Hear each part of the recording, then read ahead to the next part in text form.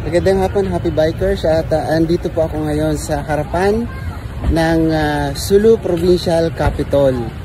So napaka-iconic po, napaka-iconic ng Provincial Capitol po ng Sulu.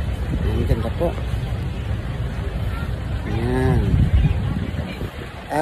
Dito po kasi sa gymnasium, sa malapit dito, ang briefing para sa Tour of Sulu 2024 bukas po, yung sasalihan ko po.